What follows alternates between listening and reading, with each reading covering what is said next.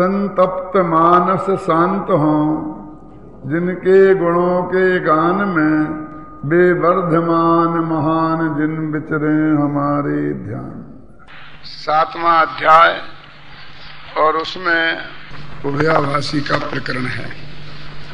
यहाँ तक आए हैं कि शिष्य ने प्रश्न किया था कि यदि व्यवहार न उपादेय नहीं है, है अंगीकार करने योग्य नहीं है, तो फिर जिनवाणी में उसका उपदेश दिया ही क्यों है। तो उन्होंने कहा था कि वो निश्चय का प्रतिपादक है, वो निश्चय का प्रतिपादन उसके बिना संभव नहीं है, इसलिए उसके द्वारा उपदेश दिया गया है।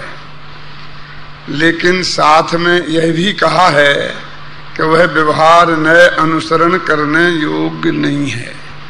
इसके लिए समय सार की 8वीं गाथा का उदाहरण दिया था और साथ में ये भी कहा था कि उसी की टीका में ये लिखा है कि व्यवहार नयो नानुसर्तव्या।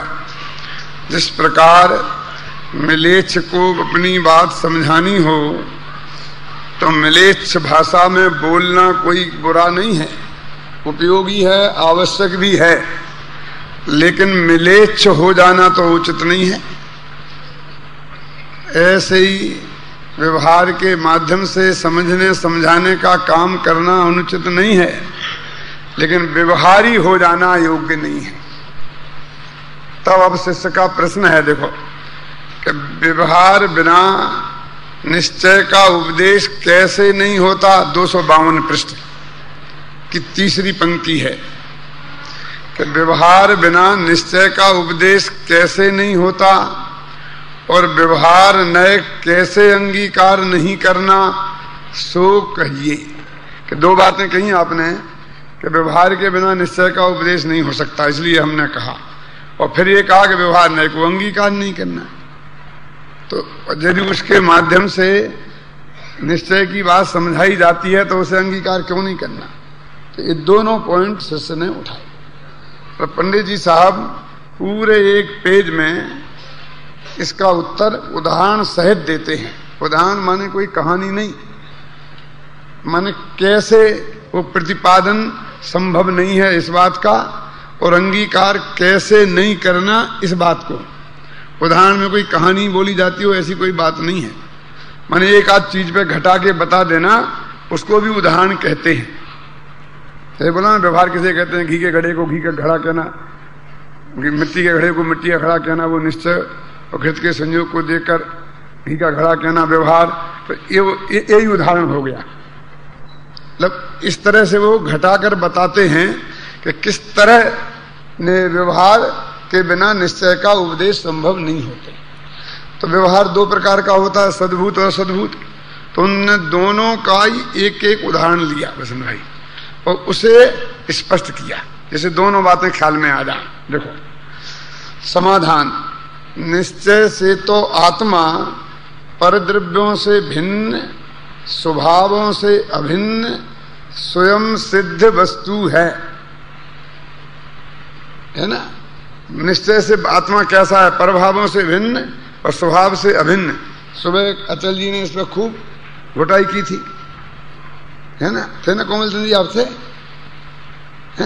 बहुत लंबा लंबा इतना कहा था, कुछ लोगों को तो आकुलता भी होने लग गई होगी। कहाँ अचल जी बैठे हैं? किधर? अच्छा है ना, ठीक है। तो कोमल जी ने लिखा, बहुत अच्छा है। देखो, निश्चय से तो आत्मा परद्रव्यों से भिन्न और स्वभावों से अभिन्न। यही नहीं लिखा, देखो पीछे भी लिखा है, कल भी निकला था ये, आपने देखा था ना कल। कहाँ 2 पेज पीछे होगा कि वहां भी यही लिखा था, स्वभाव से भिन्न, परद्रव्यों से भिन्न, शुद्ध का अर्थ तो ऐसा है। हाँ ये है, देखो पेज नंबर 49 पर सबसे नीचे। शुद्ध आत्मा का अनुभव से सच्चा मोक्ष मार्ग है, इसलिए उससे निश्चय कहा। यहाँ स्वभाव से अभिन्न और परभाव से भिन्न ऐसा शुद्ध शब्द का अर्थ जानना। संसारी को सिद्ध मानना, ऐसा भ्रम रूप अर्थ शुद्ध शब्द का नहीं जानना। सर आपने भी उद्धृत किया था ना, ये अपने परसों निकला ही था यहां। अब देखो, अब जो उसे नहीं पहचानते, काय को कि शुद्ध का सही अर्थ क्या है, तो यहां ऐसा नहीं कहते वे सिद्ध मान लेंगे, रागादि रहित मान लेंगे, ये बात यहां नहीं कहते हैं। वो तो कहते हैं कि निश्चय से तो आत्मा पर द्रव्यों से भिन्न और स्वभावों से अभिन्न स्वयं सिद्ध वस्तु है, लेकिन जो उसे नहीं पहचानते उनसे इसी प्रकार कहते रहें तब तो वे समझ नहीं पाए। बस परद्रव्यों से भिन्न, स्वभाव से अभिन्न, किसका क्या अर्थ है भाई? परद्रव्यों माने परद्रव्यों, और परद्रव्यों माने दीप, अजीब, पुद्गल, धर्म, अधर्म, आकाश, काल, तो उनसे भिन्न और स्वभाव से अभिन्न, स्वभाव माने स्वभाव, ऐसे ही ऐसा कहते रहे तो कुछ समझ में आएगा। पंडित जी कहते ऐसा ही कहते रहे, माने इन्हीं शब्दों को रिपीट करते रहें, लेकिन वो परद्रव्य माने कौन, कौन से परद्रव्य से आत्मा को अभिन्न इसने मान रखा है, वो बताना पड़े तो उदाहरण कहलाए। सुमेर पर्वत से अपने को अभिन्न किसने मान रखा है? पंडित जी कहते ऐसा ही कहते रहें तो नहीं समझे, तो वो मनुष्य देह को मैं मनुष्य ऐसा माना तो ये मनुष्य देह है पर, और इससे अपने आत्मा को अभिन्न ऐसा समझाए तो उसकी समझ, इसको उदाहरण कहते हैं पंडित जी कि परद्रव्यों से भिन्न, परद्रव्यों से, हाँ तो परद्रव्य से भिन्न कौन मानता है? अपने पराई संपत्ति को अपनी संपत्ति मानना ये अपराध है। तो पराई संपत्ति माने क्या? क्यों? तो जो अपने नाम है ना रजिस्ट्री जिसकी, जो अपने बाप दादों की संपत्ति है वो तो अपनी ही है ना, तो हम कहां पराई को अपनी मानते हैं? मुझे ये लगता है कि नहीं लगता है?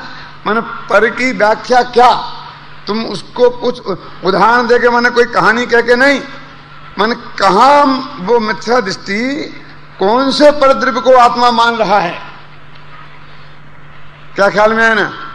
तो ये बात समझाने के लिए वो कहते हैं मैं बताना पड़ेगा, इसी का नाम यहां उदाहरण है, और कोई अर्थ नहीं कि वो तुम परद्रव्यों से भिन्न और स्वभाव से अभिन्न ऐसा ही कहते रहे तो उसकी समझ में नहीं आए। देखो फंडामेंटल जब हम बोलते रहते हैं तो किसी की कुछ समझ में नहीं आता। हमें कहें आज के जैनी नालायक हो गए हैं, उनमें कोई सदाचार तो रहा ही नहीं है, विवेक तो है ही नहीं, सब बात है, सच्ची बात है, सच्ची बात है, सच्ची बात है, सच्ची बात है, सब कहते रहते हैं। आज आपके जैनी माने अपन, आपके जैनी माने कोमल चंद जी, आपके जैनी माने पंडित हुकुम चंद, क्या कहा? हमें विवेक नहीं रहा, तुम समझते क्या हो? तो एक मिनट में लाठी लेके खड़े हो जाते हैं। यानी सामान्य तरीके से कहने में और उसका विशेष अर्थ करने में कितना फर्क होता है। क्यों ताया जी, हम जब वो ऐसा सामान्य कहते हैं तो ऐसा मानते ही नहीं कि हमसे कहा जा रहा है। बाबू भाई फरमाते थे दिगंबर समाज तो दिगंबर है, सब बात में दिगंबर, खर्च करने में दिगंबर, बोलते थे नहीं बोलते थे? तो सब ऐसा समझते एक दूसरे दिगंबरों को कहा जा रहा है, जैसे हम तो हैं ही नहीं। कहाँ साहब बहुत बढ़िया, बहुत बढ़िया। हाँ बहुत बढ़िया क्या शर्म की बात है कि बहुत बढ़िया बात है? आपने गजब कर दिया, बता दिया कि दिगंबर तो दिगंबर ही कुछ करता ही नहीं है। क्यों क्यों? अरे भाई ये जब तक उसको वही बात सामूहिक रूप से कहे तो हम मान लेते हैं, और वही हमसे व्यक्तिगत कहे तो और बबूला हो जाते हैं।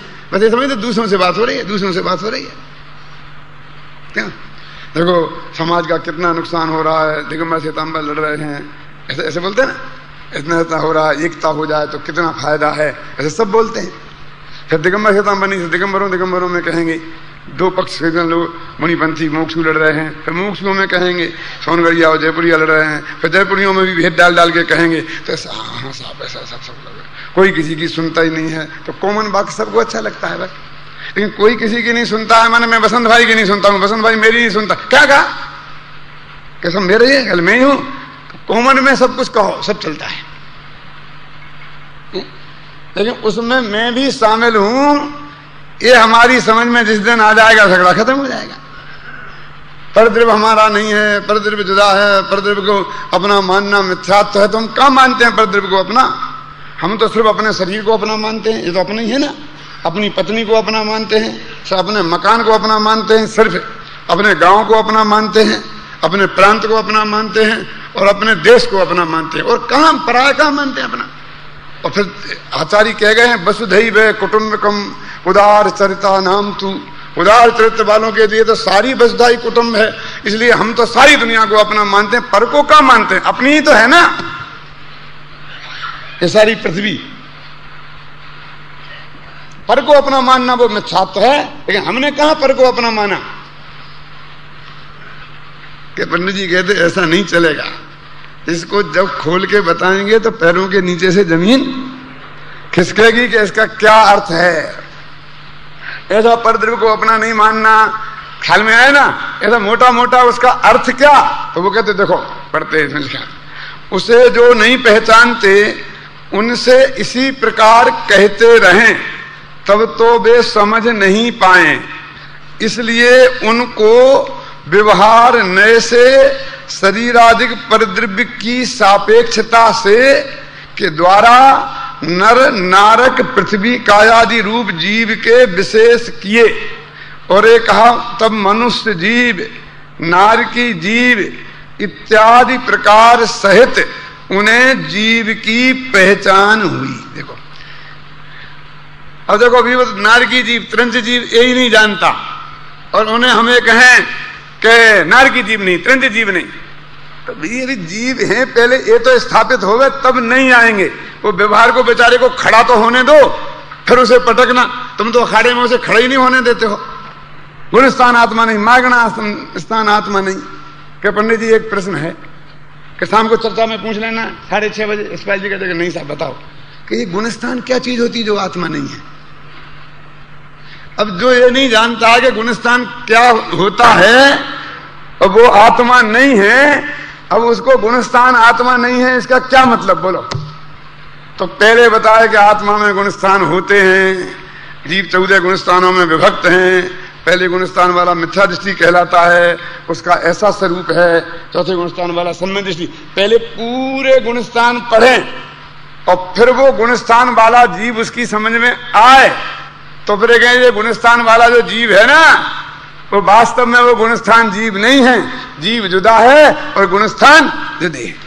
अभी मनुष्य जीव त्रंच जीव वो जीव का अर्थ ही नहीं समझ। जीव माने क्या, जीव क्या होता है कि तुम जीव ही तो, अच्छा हम जीव हैं, हम तो समझते थे हम मनुष्य हैं, हम तो समझते थे हम जैनी हैं, हम तो समझते थे हम भारतीय हैं। क्या बहुत से 25-25 के लड़के अभी पूछते हैं कि पापा ये अपने शिखर जी का झगड़ा चल रहा है दिगंबर श्वेतांबर का, तो अपन दिगंबर हैं क्या श्वेतांबर? मैंने अपने कानों से सुना होगा जी साहब, इसलिए बोल रहा हूं मैं आपको। क्या अपन दिगंबर हैं क्या श्वेतांबर? बोलो, आपको हंसी आती है। मैं आपको फिर कहता हूं, एक आदमी जिसने 4 उपन्यास लिखे, साहित्यकार युगल जी, नाम नहीं लेता हूं, 60 वर्ष का, गवर्नमेंट के जिला शिक्षाधिकारी पद से रिटायर्ड, दिगंबर जयंत। मुझे मिला और उसने मेरे से पूछा कि भरल साहब एक बात बताओ कि क्या, कि ये दिगंबर लोग जो नेमिनाथ को पुरुष मानते हैं, उसको मल्लीनाथ को पुरुष मानते हैं, तो क्या सचमुच दिगंबर लोग उसे पुरुष मानते हैं? मल्लीनाथ तीर्थंकर वो तो महिला थे ना, कि दिगंबर लोगों ने पुरुष मानते हैं क्या? ये मेरे से दिगंबर,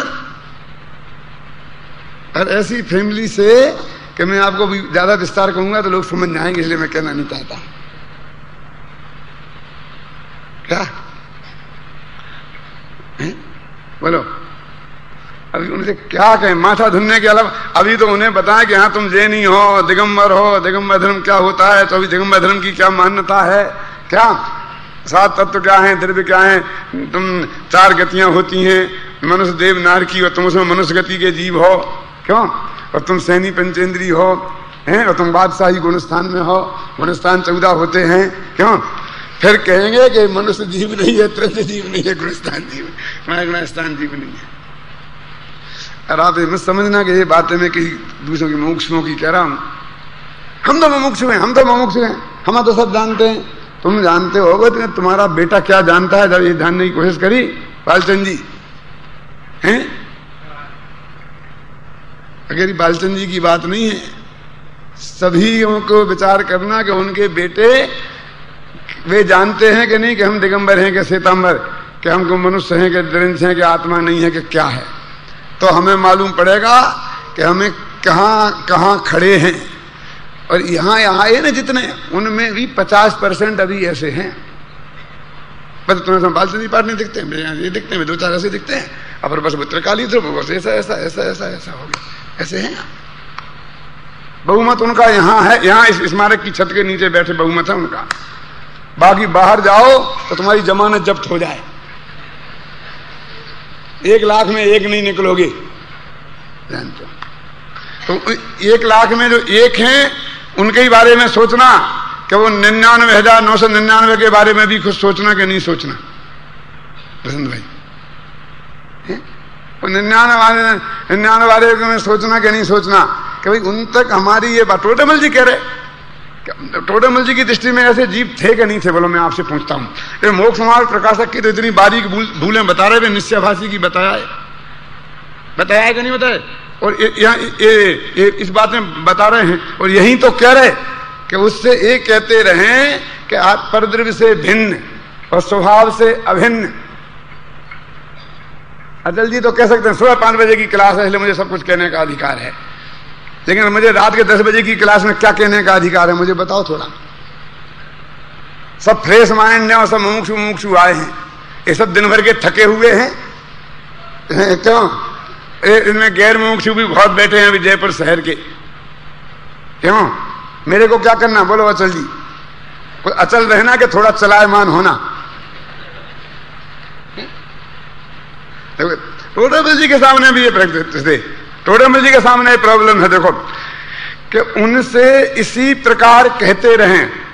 देखो टोटेमल जी का वो भी श्रोता था, कल मैंने बताया था, जो ये बोलता था कि समय सार में तो ऐसा लिखा इसलिए हम मानते हैं, देखा ना पिछले पेज में लिखा कि समय सार में तो ऐसा लिखा इसलिए हमने ऐसा मानते हैं, और ऐसा भी लिखा था गोमट सार में ऐसा लिखा इसलिए हम ऐसा मानते हैं।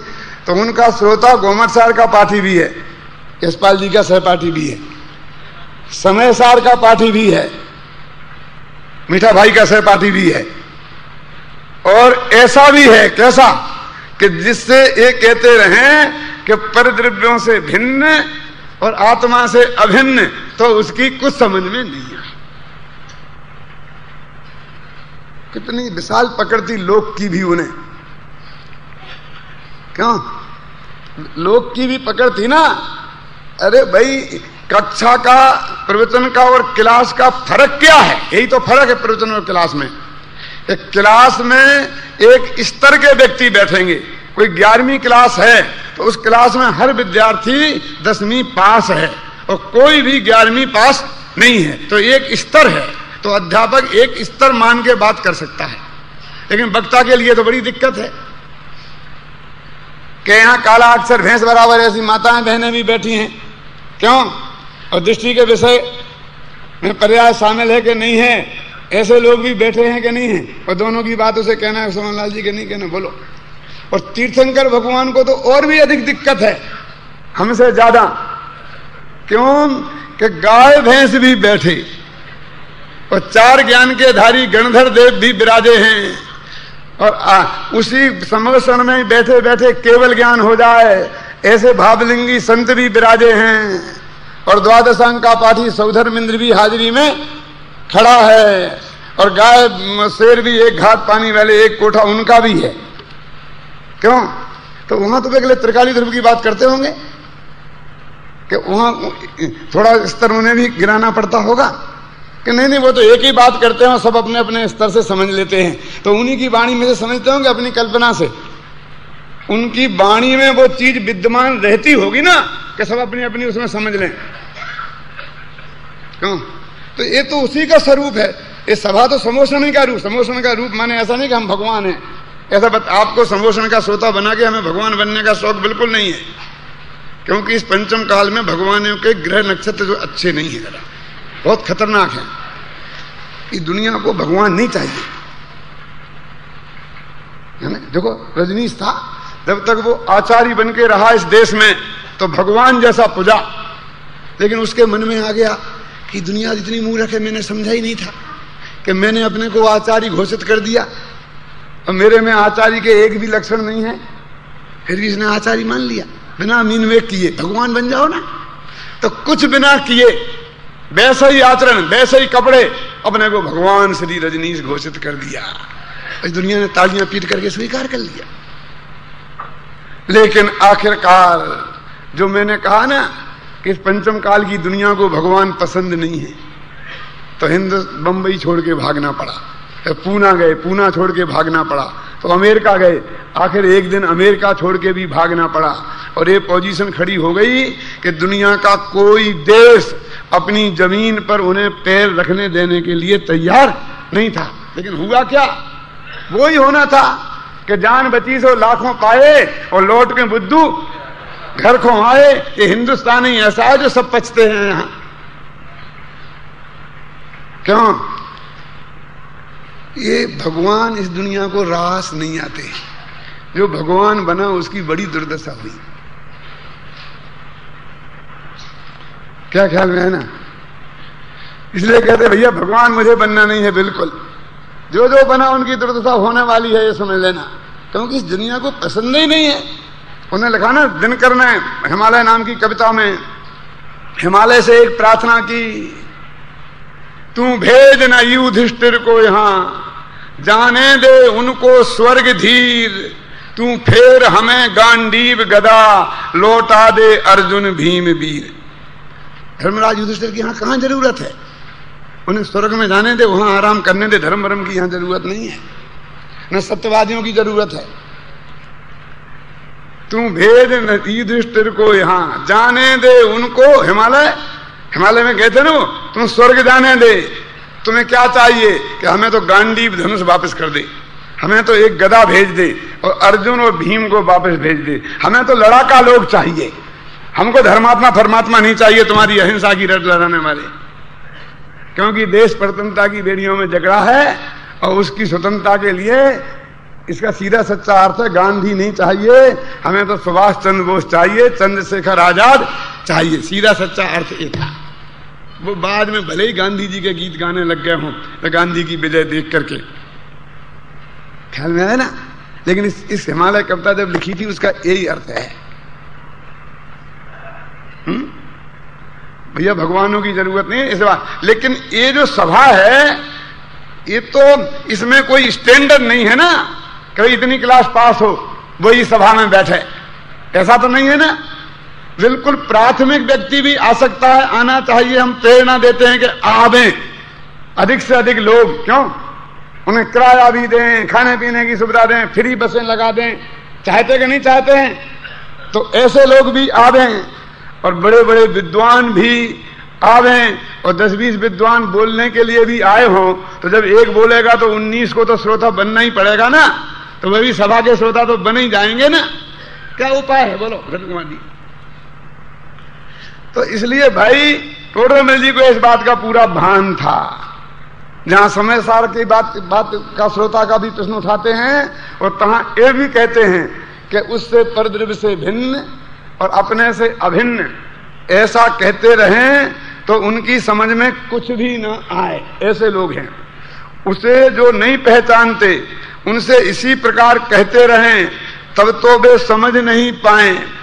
इसलिए उनको व्यवहार नए से शरीरादि परद्रव्यों की सापेक्षता से, ये शरीरादि परद्रव्य है, और उनकी अपेक्षा से नर नार कादि पृथ्वी कायादि रूप जीव के विशेष किए।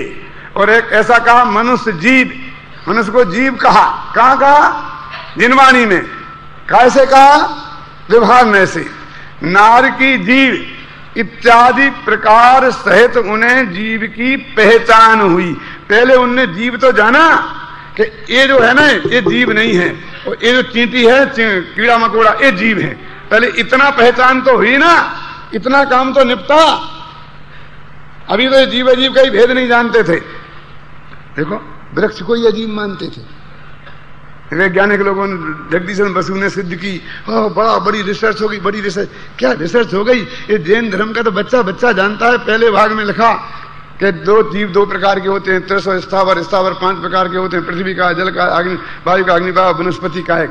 हम चिल्ला चिल्ला के मर गए बच्चों को पढ़ा पढ़ा के, तो कोई पूछते नहीं हो। जगदीश चंद्र बसु बड़ा वैज्ञानिक हो गया, एक कहता है। घबराना नहीं, मुझे कोई तकलीफ नहीं है। मुझे तो इस बात की खुशी है कि चलो दुनिया ने माना तो कि वनस्पति में भी जीव है।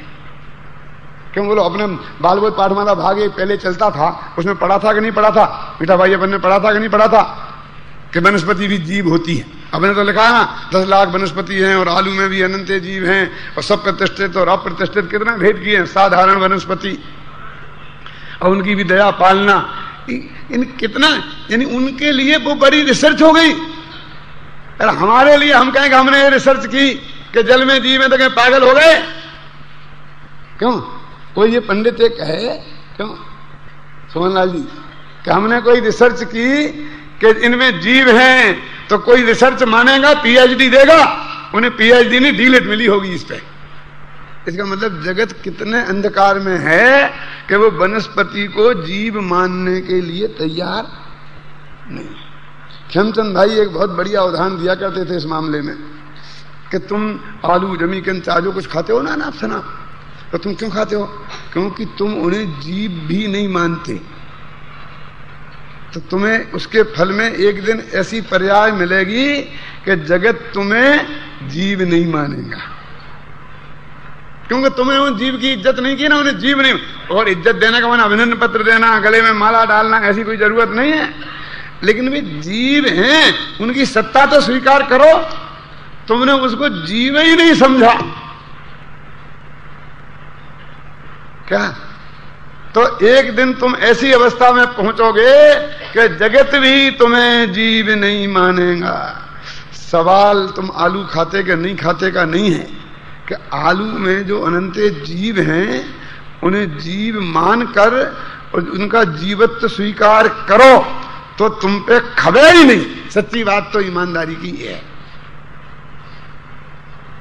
लोग कहते हैं ना पहले जमाने में ऐसा कहते थे कि बनती हुई मिठाई कोई देख ले तो खावे ही नहीं, बोलते थे कि नहीं बोलते थे? और आज कह रहे हैं कि बूचड़ खाना कोई जाके देख ले तो कोई मांस मदिरा का पीवे ही नहीं। शराब बनती देख ले कैसे सड़सड़ाए जाते, गलाए जाते हैं कीड़े मकोड़ों को, क्यों? तो वो कोई पीवे ही नहीं। यदि ऐसी जो हिंसक चीजें हैं, ये सब बहनें हैं ना साड़ियां पहनती हैं सिल्क की, यदि इन्हें बनती देख ले कीड़ों को उबलते पाटनी जी, तो कोई छुए नहीं कोई बहन। मैं सही घटना बताता हूँ।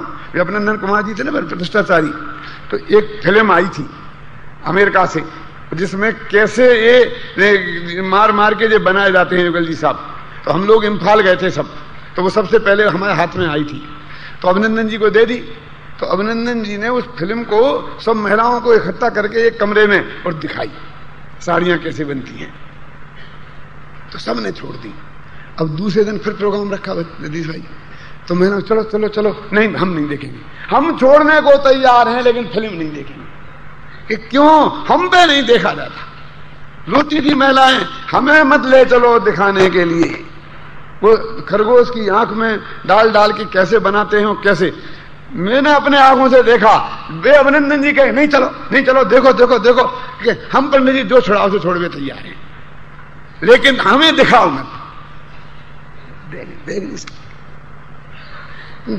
उनको जीव मानो तो तुम कैसे खा सकते हो?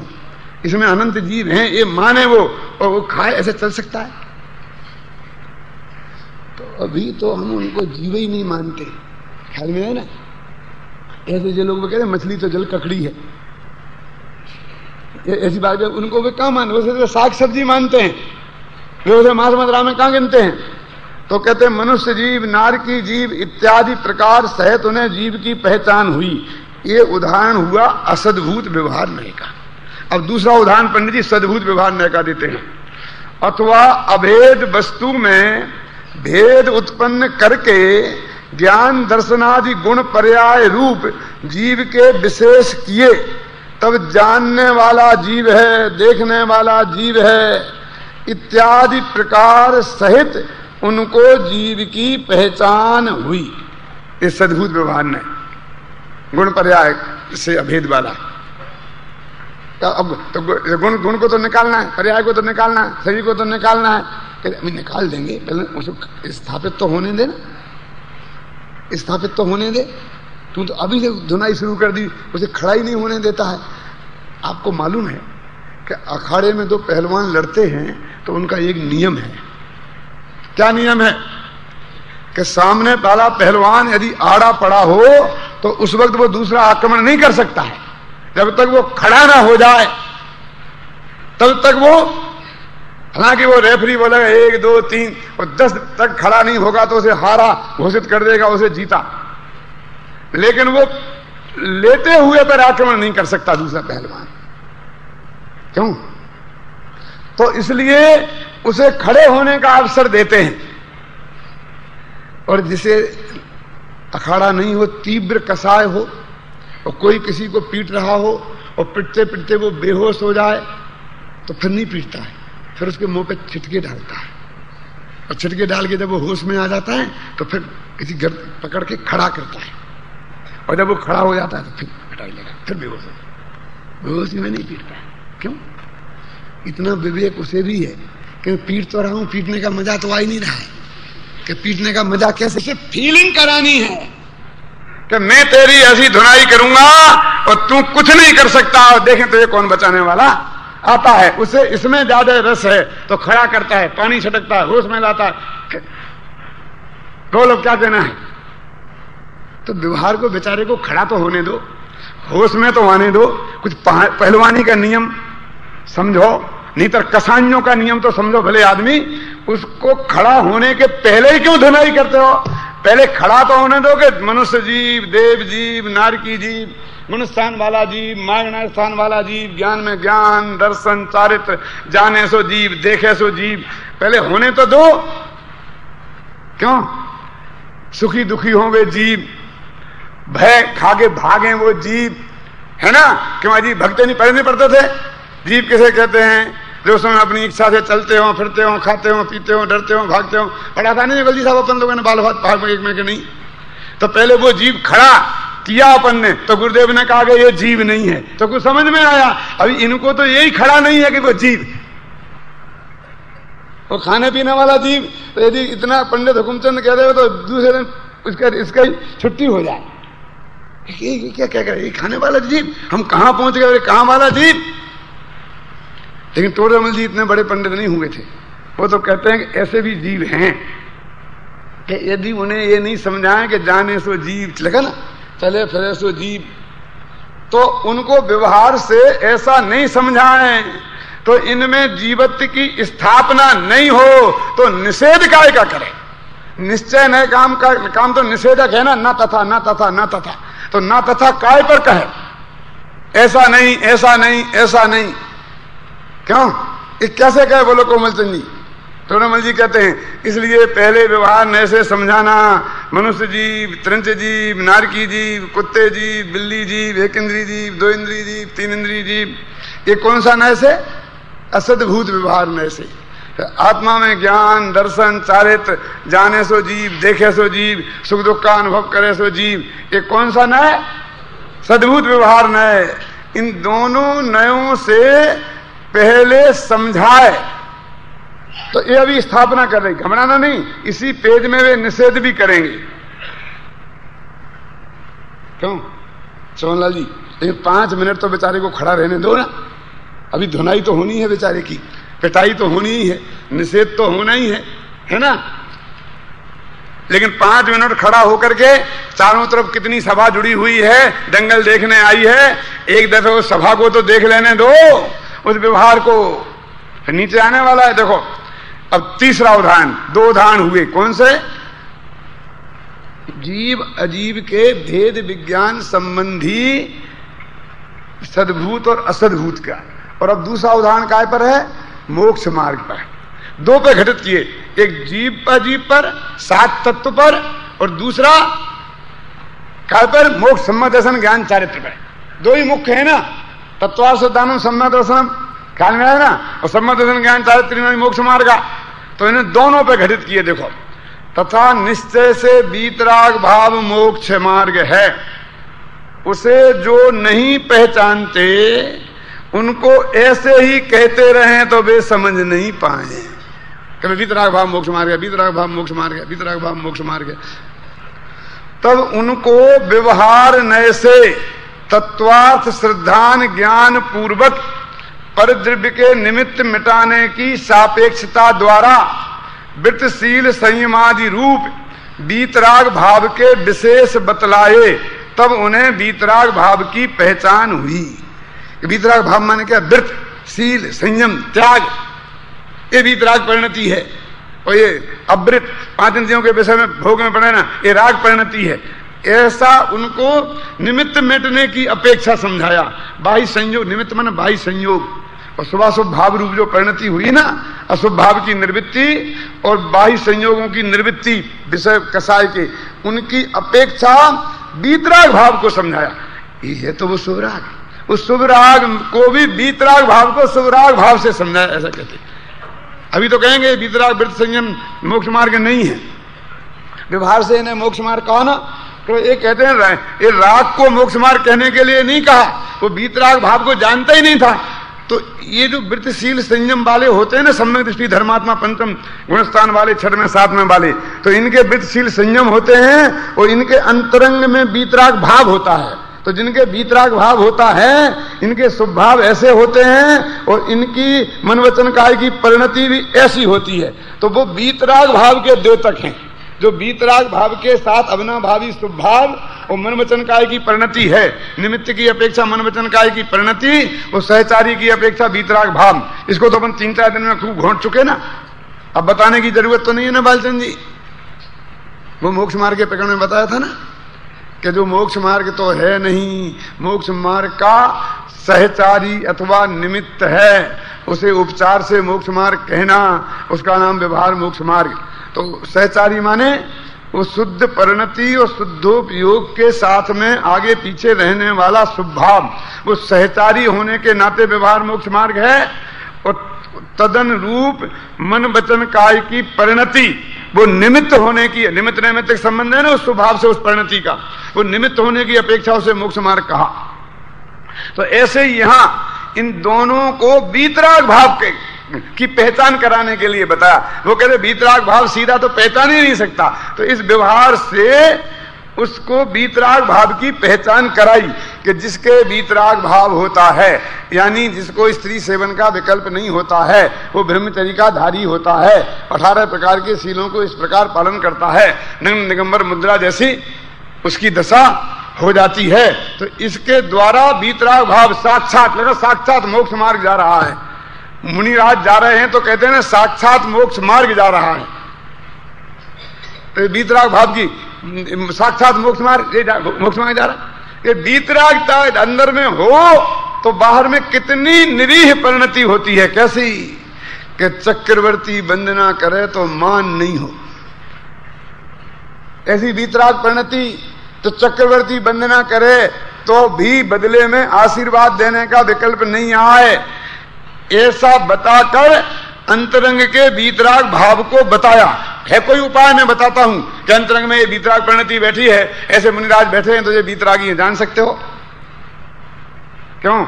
10 मुनि एक से बैठे हों, एक वीतरागी बिल्कुल सचमुच 6वें 7वें वाले और एक पहले वाले, समझ में आया ना, और उनकी फिल्म बनाई जाए, फोटो बनाई जाए तो आप जान सकते हो कि ये वीतरागी होंगे, ये रागी कैसे होंगे। तो शरीर में क्या आना है, लेकिन फिर भी भावलिंग अंदर से हो तो ऐसी ही दशा होगी। एक तरफा नियम है ना, भले ही तो तरफा नहीं सही, लेकिन एक तरफे नियम भी वो बताने के लिए तो उपयोगी है ही। एक आध ऐसा भी होगा कि जिसके अंदर में राग भाव बरत रहा हो, बाहर से नंगा होकर बैठ गया हो, लेकिन हमारे पास उपाय क्या है प्राथमिक शिष्य को बताने के लिए? तो उन्हें वीतराग भाव की पहचान कराई। देखो अब आगे लिखते हैं,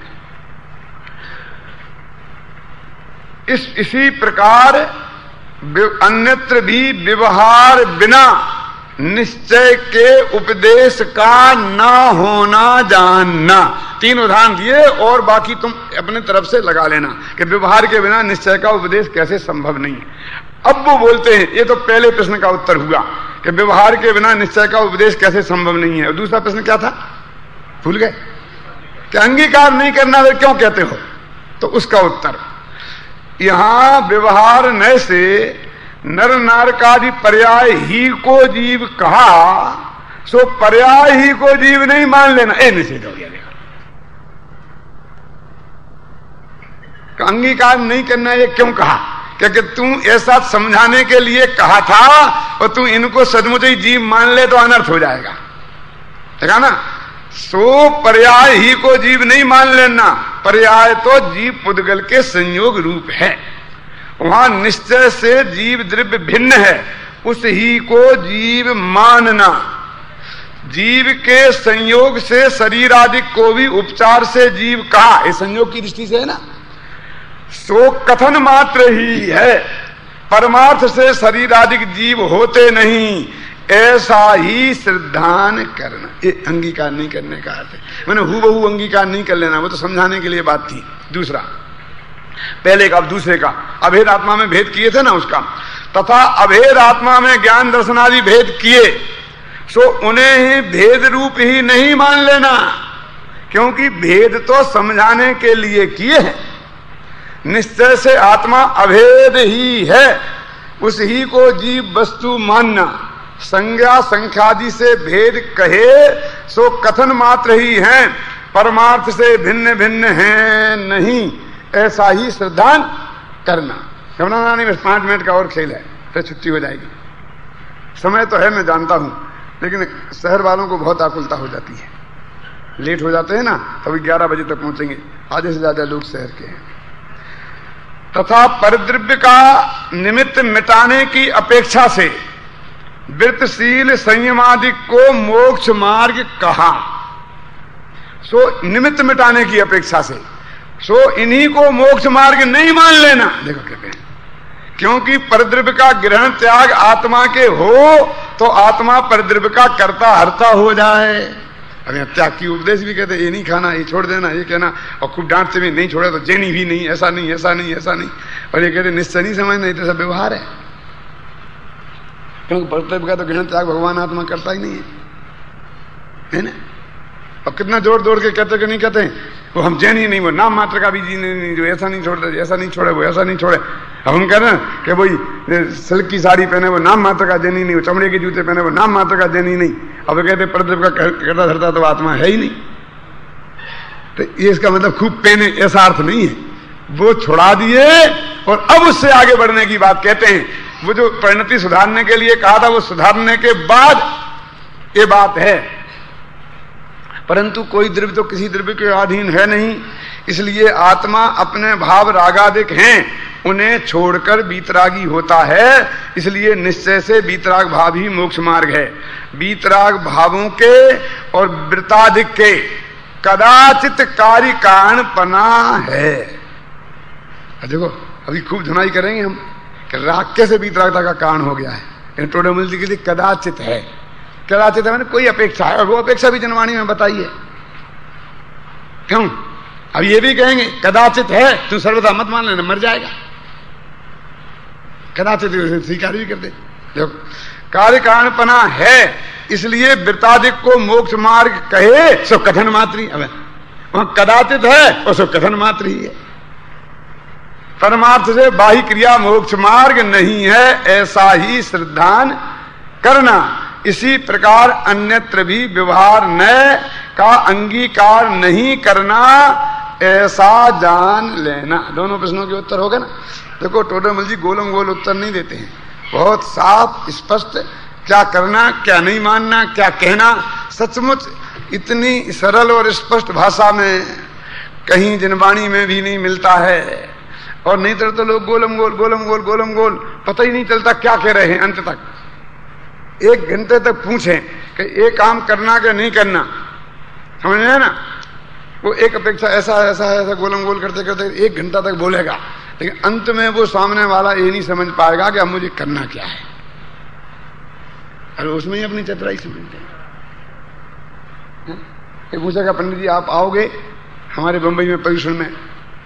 हाँ आ भी सकते नहीं भी आ सकते। इस अपेक्षा 5-10 मिनट तक बोले, लेकिन अंत तक वो समझ नहीं पाएगा कि ये आएंगे कि नहीं आएंगे। ऐसी बात टोडरमल जी साहब में नहीं है, बहुत स्पष्ट। जहां उसको प्रतिपादन किया तो पूरी तरह दृढ़ता से उसका समर्थन, जहां निषेध किया तो साफ कह दिया ऐसे मोक्ष मार्ग मानने। ऊपर तो ये लिखा था, कल पढ़ा था ना, ऐसे ही मानने से तो मिथ्यात्व होता है। ये व्यवहार ने देह और आत्मा को ये कहा, और ऐसे ही मानने से तो मिथ्यात्व होता है। तो वो लोग क्या करें, वो ये नहीं कहें तो और क्या करें। तो भी स्पष्ट है, और जिनवाणी में कहा है वो भी स्पष्ट है, उसकी अपेक्षा जो बताई वो भी स्पष्ट है। कहीं वास्तव में उलझने का तो नहीं है, और उलझने वाले को तो रोक कौन सकता है। लेकिन इतना सरल सबोध मोक्ष मार्ग प्रकाशक ग्रंथ है कि गुरुदेव को 2 ही ग्रंथ प्रिय थे, सर्वाधिक प्रिय, का समय सार और मोक्ष मार्ग प्रकाशक। मैं एक बात कहता हूं कि पूज्य गुरुदेव श्री ने दिगंबर समाज को समय सार और मोक्ष मार्ग प्रकाशक दिया। लोगों को अटपटा लगता है उनने कहां से दिए, तो हमारे घर के थे, हम तो नहीं जानते थे, लेकिन उसका मर्म तो उनने हमें बताया। मोक्ष मार्ग प्रकाशक को समय सार कांजी स्वामी ने हमें दिए। लेकिन दूसरी बात भी मैं कहता हूं, वो भी बहुत समझने लायक है कि वो एक हाथ में मोक्ष मार्ग प्रकाशक और एक हाथ में समय सार लेके निकले तो सारी दिगंबर जैन समाज के हृदय में बैठ गए। यदि ये 2 ग्रंथ लेके नहीं निकले होते और यही बातें वो दिगंबर समाज को बताते, तो हम और आप में से बहुत लोग ऐसा होता कि शायद हम उसे स्वीकार करते कि नहीं करते। लेकिन हमारे भी सम्मान कुंद कुंदाचारी, मंगलम भगवान वीरो, मंगलम गौतम गणी, मंगलम कुंद कुंदाध्यो, उनका सर्वश्रेष्ठ ग्रंथ समय सार, टोडरमल भी हमारे सर्वश्रेष्ठ पंडित, सर्वश्रेष्ठ आचार्य, उनके सर्वश्रेष्ठ ग्रंथ लेके आए तो सब हम नतमस्तक होते चले गए, और वो बात हमारे हृदय में श्रद्धा से प्रवेश कर गई। इसलिए जैसे कहते हैं ना, कविता करके तुलसी बिल से कविता चलसी पा तुलसी कला। तुलसीदास कविता करके शोभायमान हुए और कविता भी तुलसी की कला को पाकर शोभायमान हो गई।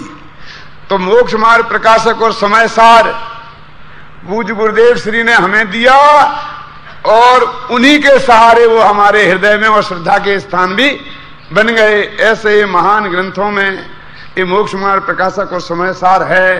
ये 2 ग्रंथ यदि हम गहराई से पढ़ें तो आत्मा के कल्याण के लिए पर्याप्त हैं।